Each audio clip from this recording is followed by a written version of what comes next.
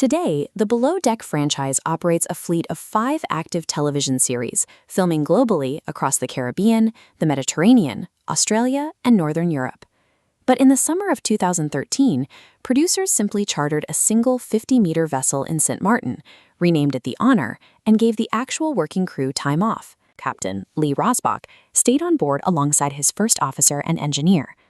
Rosbach was intended to stay off-camera as a safety supervisor, monitoring the inexperienced television cast to ensure the physical vessel operated correctly.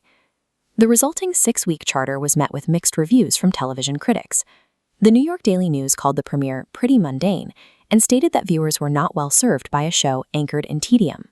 Surviving that slow, highly scrutinized first season gave the production team the data they needed. They realized the audience wasn't tuning in for the scenery. They needed a clear, recognizable hierarchy to generate friction. For Season 2, producers adjusted the management structure by casting Kate Chastain as the chief stewardess. The chief stewardess is the senior crew member responsible for managing the interior of the yacht and hospitality for the guests.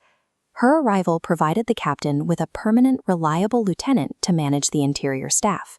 This established a rigid upstairs-downstairs dynamic. The cast had to cater to the ultra-wealthy guests paying for the charter, while simultaneously managing the constant friction of the entry-level crew members who could be fired and replaced at the next port. This line graph shows viewership growth across the first 3 seasons. You can see how the structural change directly drove audience retention. The Season 2 finale hit a season high, and by the Season 3 finale, the audience peaked at 1.72 million viewers. With the closed environment formula proven, Bravo replicated the model. In 2016, they launched the franchise's first spin-off, sending a new crew to charter vessels in the Mediterranean Sea. The success of the Mediterranean expansion proved the series did not rely on a single boat or a specific crew. The format was entirely modular. By Season 6, the flagship series relocated to Tahiti, and average episodic viewership regularly pushed past 1.4 million. In Episode 11, deckhand Ashton Pienaar stepped over a moving cable. The tow line wrapped around his leg, dragging him off the back of the moving superyacht and into the water. A tow line is a heavy-duty rope used to pull another vessel. He was trapped between the accelerating yacht and the vessel's tender. A tender is a small support boat used to transport supplies or passengers. The forward momentum of the superyacht rapidly increased the tension on the line attached to the tender. Without intervention, that tension would have severed his foot, and he could have bled to death in seconds.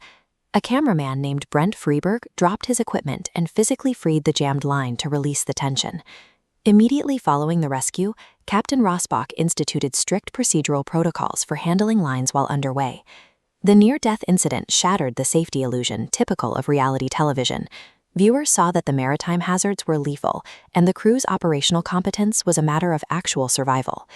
Between 2020 and 2022, the network aggressively tested the limits of this formula by introducing radical environmental variables to the workplace. In 2020, they launched Below Deck Sailing Yacht.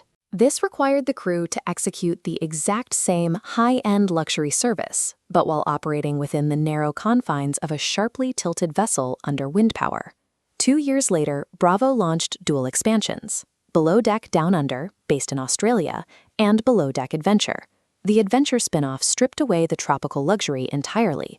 Set in the Norwegian fjords, it replaced warm water vacations with cold water survival and extreme sports. The rapid geographic expansion confirmed the core metric of the franchise. Changing the temperature, or the location, or the tilt of the boat made no difference to audience retention. The appeal is the pressure cooker of the workplace itself. In 2024, Season 11 delivered the ultimate structural stress test for the flagship series. Captain Lee Rosbach exited the show. His departure severed the final casting thread connecting the modern series back to the original 2013 pilot. This timeline maps the flagship series run. Captain Carey Titherage seamlessly took command in Season 11, causing no negative impact on the schedule. Simultaneously, surrounding spin-offs had already conditioned viewers to accept new management. The ecosystem was fully independent of the original cast. The maritime industry is defined by an incredibly high turnover rate. By weaponizing that exact reality, Bravo built a self-sustaining empire where the chaotic workplace is the irreplaceable star.